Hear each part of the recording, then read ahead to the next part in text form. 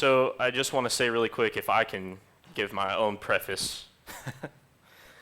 One of my biggest fears in my life that has caused me more mental angst than anything else is I'm so afraid of being misunderstood. The people in this room, most of you anyway, know me.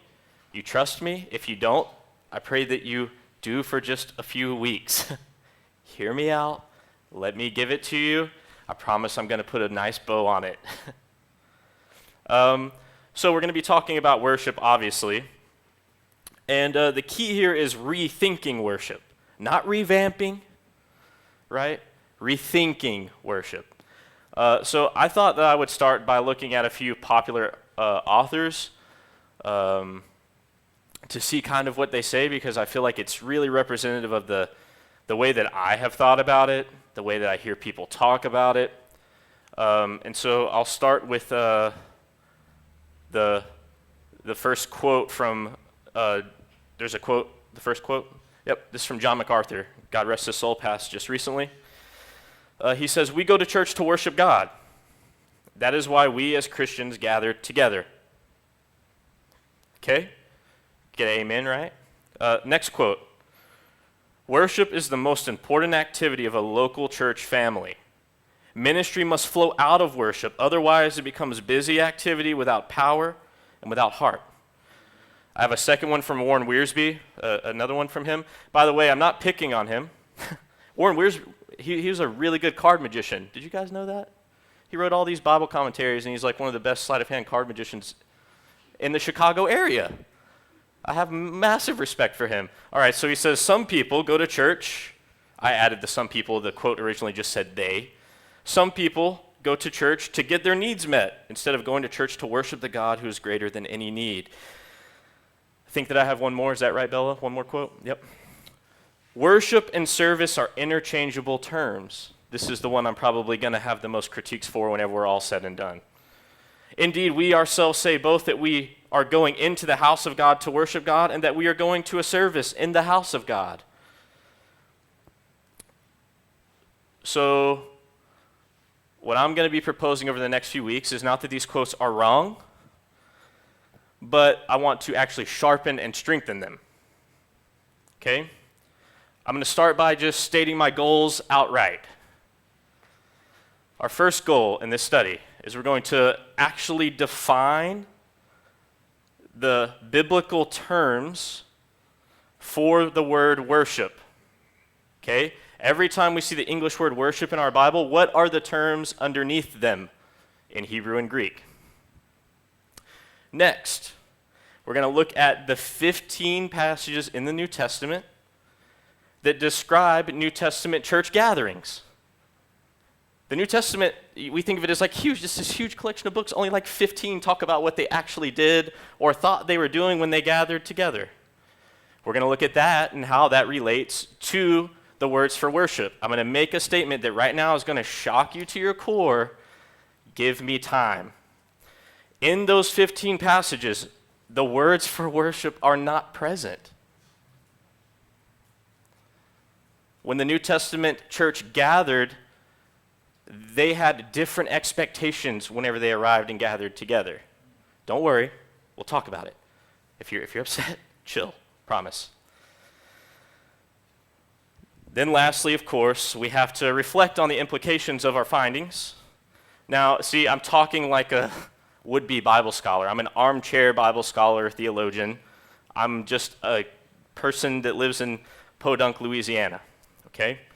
But I'm a data person. So even after we look at all these passages and all these words, if you get done and you decide like, hey, I don't think that that's right, I'm okay with that. But we still have to account for the data and what the Bible says, right? So now that I've kind of stated our goals, that we're going to look at the terms, we're going to look at the key New Testament passages, and then we're going to reflect and reorient ourselves based on what we find. I want to talk for a second about the obstacles that are in our way. There are some big ones. PJ says all the time, and I love it, it's one of my favorite things, where he's like, he starts to get onto something and he goes like, you're going to feel like I'm taking something away from you. Okay? You will undoubtedly feel like I'm taking things away from you. I think already by the end of this session, you'll see that I'm not. But even if I do, just trust that I'm going to give it back to you stronger, whether you agreed at the end or not, because I'm going to make these notes for you. It's going to be all there for you to look at. I'm also going to ask that you trust that I just have the best of intentions. I'm not ever going to take it away and then give you no solution in the end. Okay? Lastly, these are the types of things that I hear sometimes. I know I'm doing a lot of this qualifying at first, but this is going to be difficult, so I felt the need to. But these are some things that I hear a lot. Can't it be both this and that? You know, whenever you talk about a subject and how it might be different than you thought it was, some people go like, yeah, but can it be both? Yes, it can. It absolutely can be both. And we might get done and you might decide, hey, it's what Kyle says and it's what I think. That is kosher. Perfect. Good.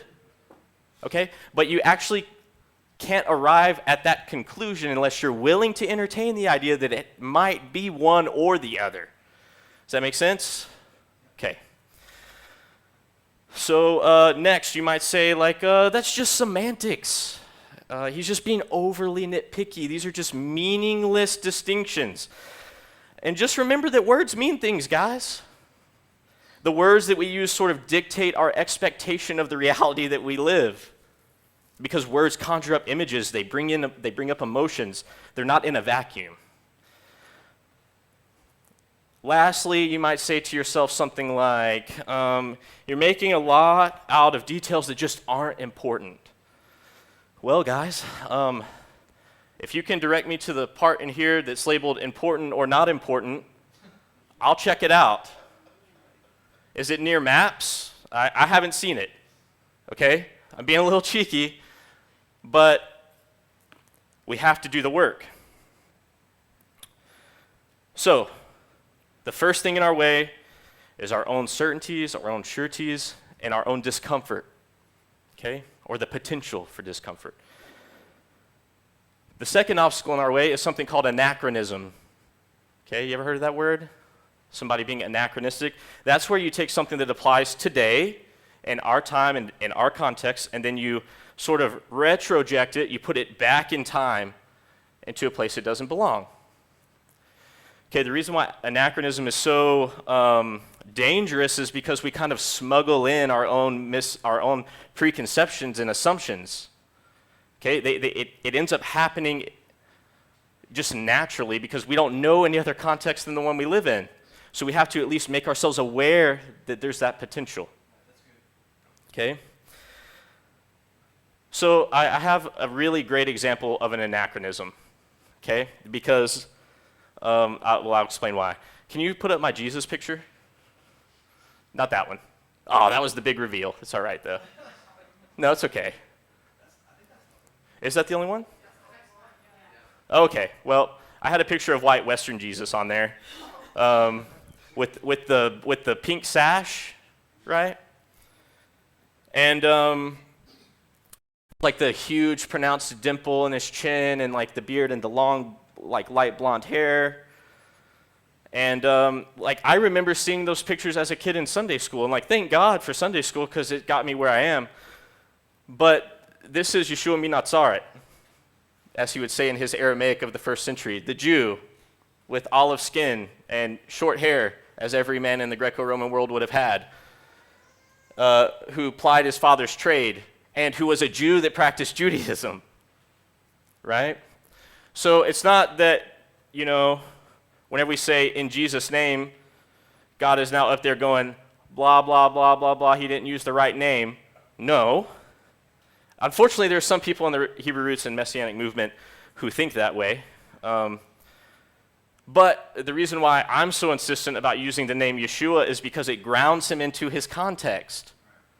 If I'm not careful, I will, in my mind's eye, like even in the gospel reading today, I will see, you know, Western white Jesus who looks different from everyone else around him. Right? That happens still like in My poor wife. Oh, my poor wife. We went to see that cartoon Jesus flick that came out, right? Because I can't help myself. And I loved it. It was great. It's such a wonderful story. I love the way it was told. But like, there was like Jesus, and then all the Jews around him looked different, right? And I get why they did that. It's because like for a little kid, like, oh, that one's Jesus. We know who the hero is. I get it. I don't mean to be overly critical. My point is, though, that if we don't put him in his context and see him within the framework of first century Judea, we miss important details, right? We're being anachronistic. We're reading in what we expect to be there before we even read it. Our mind has already filled in the gaps. And I'm not saying we can ever completely stop that, but we can become aware that we're doing it. Make sense? Because when you become aware that you're doing it, you can restrain yourself. You can subdue your bias, at least a little bit. Can you tell I'm a historian? Okay, the third obstacle, we're still on obstacles, is terminology. So I'm gonna talk about being really specific with words, and it's gonna be difficult for me to not accidentally go back into using words that we're all familiar with, okay? So our third obstacle is going to be terminology. We're going to be very specific, and we're going to have to lock in, as he said. It's so funny, our son Brenton says it all the time. We've got to lock in when we're playing video games. We're going to have to lock in, because our third obstacle is going to be terminology and being specific. The last obstacle in our way, I think, yep, that's the last one. The last obstacle in our way is the faith versus works dichotomy, okay? I'm not going to, every single time that we look at a passage, qualify that worship requires an inner disposition of faith toward God, of a proper posture of heart and devotion toward God, in addition to whatever physical act happens. I'm taking for granted that a true worshiper has to have both. Faith without works is dead, right? You're only saved by your faithfulness. We know these things. I'm just not going to continually qualify it. Does that make sense? Okay. Unless somebody's like, yeah, but I just thought I would cover that base. Okay.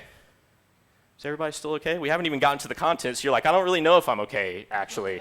All right, so let's actually, we will get really in depth with these starting next week. Sorry, you thought you were going to have a day off. So these are the worship words, okay? I'm going to be referring to them as 5 words. Really, it's more than that. So let me explain what's going on here as concisely as possible. I have to try really hard not to be in my nerdy, happy place, okay? So we have the Hebrew Bible, the Tanakh. Then we have a Greek translation of the Hebrew Bible called the Septuagint, right? And then we have the New Testament also written in Greek, and their vocabulary is coming from the Greek version of the Old Testament, of the Tanakh. Does that make sense? Do I need to re-say that? Okay, so what I've done, these are also in the notes, you can take a picture. What I've done is I've taken the original Hebrew word as we would see it in the Tanakh. Okay? Then I went and looked up what the corresponding word would be in the Septuagint and how that correlates to the New Testament. Okay? So we have our Hebrew word and its corresponding Greek word, which will be useful for us whenever we get to the Greek New Testament. Everybody still tracking or clear as mud? Okay, what I've done is I've given strong numbers. So that way if you're studious, you can get ahead of me. However, don't get too far ahead of me because I'm going to have some comments about strongs next week. Okay? It's still a good tool. We just have to be a little careful. So here's the rub. I'm going to prove that these are the definitions as we move on. But for now, these are what these words mean. You'll have to trust me till we actually look at it next week. Our first word, shachah, which is like the most basic form of the verb. And proskuneo just means to bow down or to prostrate. Okay? This is the word most commonly translated worship in the whole Bible. Okay? Our second one just means to serve. And specifically, whenever God is the recipient of this service, it means to serve him sacrificially, to make an offering to him. Okay? The next one is obviously related, avodah and avad. Avodah is service, right? We know this. This is part of our vocabulary around here. Avodah is temple or priestly service specifically. We have yara and sabo, meaning to fear, to have reverence, to have awe for. This is the only one that's really an inner disposition, right? And doesn't have like a concrete physical act to go along with it. And then we have this last one, threskeia, which you probably know from James 1:27. Undefiled religion in the eyes of our God and Father is caring for widows and orphans in the time of their distress. And, boy, what's the last one? I'm blanking. What's the last part of that verse? Somebody studious help. Caring for widows and orphans. I'll look it up in a second, sorry. James 1:27. Anyway, pure and undefiled religion, threskeia. So threskeia just means religion in the broad sense, okay? So this means like temple cult and like making offerings at the temple, and also like the philosophy behind a religion, its ethics, its morals, its expected behaviors. It's religion broadly. So whenever we talk about, or a great example is Josephus, the first century Jewish historian. Whenever he talks about the Jewish religion, he means like everything that they do, okay? Or like whenever he talks about the religion of the Pharisees, he means like their particular philosophical understanding of their Jewish practice, okay? So, the first thing I want you to notice, if it's not already obvious, is I don't know about you, but whenever I say that I worship God, I don't typically mean these things. Because these are very specific things. Do you see what I'm saying? Whenever I say I come to OAM to worship, I don't mean that I come to prostrate on my face. Whenever I say I come to OAM to worship, I don't mean that like I'm a priest serving in the temple. And yet these are the words that come out as worship in our English Bible. And then what's interesting is, sorry, I'm having issues with my notes here. What's interesting is these words are not present in any of the 15 New Testament passages that describe church meetings. So can you pull up those 15 passages, Bella? We'll look at these in more depth in a couple of weeks. Each of these describe assembling together and congregating together, usually the English word church. And in none of those verses are they doing any of these things. And I maybe it's not clicking for you, but that's like, whenever I first was made aware of this, it was shocking. What do you mean? The primary word I use to describe what I do when I gather with other believers is we worship. Right? So our first step, I think, to sort of solving this conundrum is remembering a very important fact about these early communities. Bella, could you go to the next slide? It's that they assembled in homes. Okay? Greet also the community that meets in their house. These are at the end of letters, sometimes at the beginning. Messiah's communities in Asia greet you. Aquila and Prisca greet you warmly in the Lord with the community that meets in their house.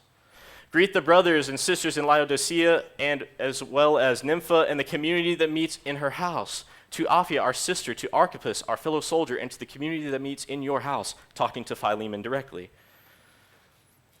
So what I want you to already see and make a connection to is the reason why these 15 New Testament passages don't use any sacral worship language is because these are primarily temple activities.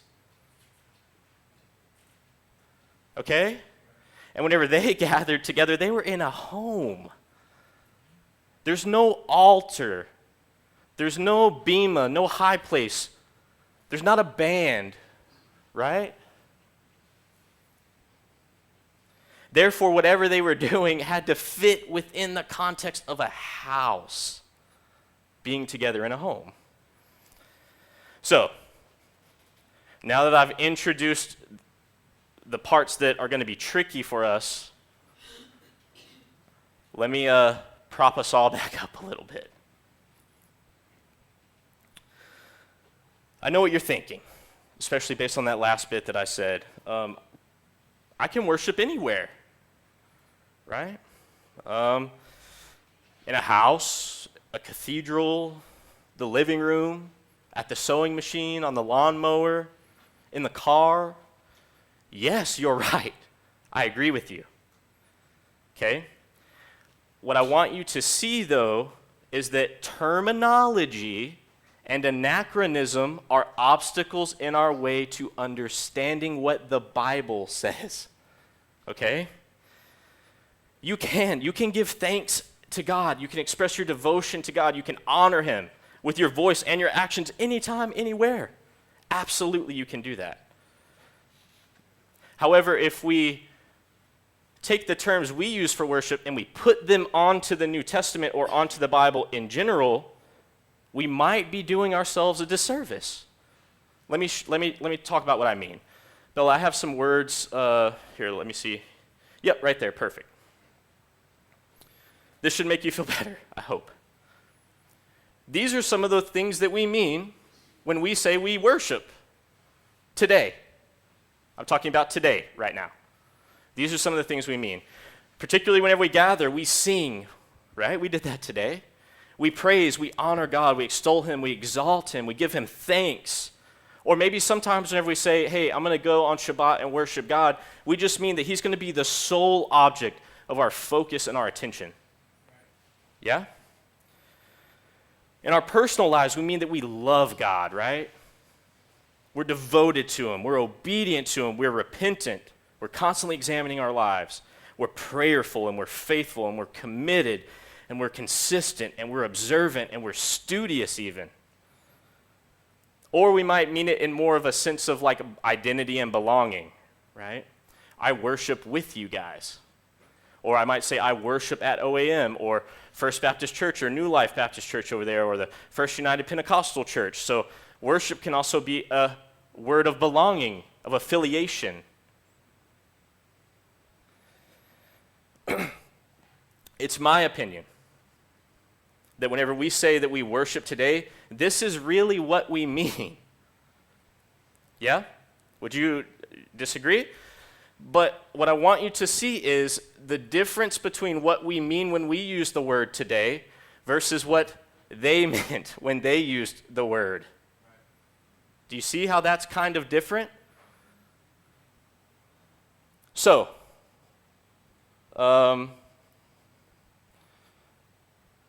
one second, guys, sorry. Whenever it comes to gatherings, can you go to the next slide, Bella? Okay, no, we'll do here. That's great. I need to land this plane anyway. I'm getting nervous. Can we still say, and do we, worship today? Yes. Do not say that I said something different. Yes. Absolutely. What I want you to understand is that we mean something different than the Bible meant. Whenever we come to the English word worship in our Bible, I'll give you an example. Really early on in the Torah, in Genesis, Abraham builds an altar and worships to the Lord there. Okay? I'm afraid that we will download our meanings onto that word. Because whenever we worship, we think of song and praise and hymns. Maybe, depending on your background, speaking in tongues. Abraham meant that he bowed down on his face and put a goat on the altar and burned it. That's just different, is my point. It doesn't mean that what we're doing is bad or wrong or that we don't worship. That is not what I am saying. I hope that that is abundantly clear at this point. I want us to notice the ways in which anachronism has caused us to download our worship words onto the Bible's worship words.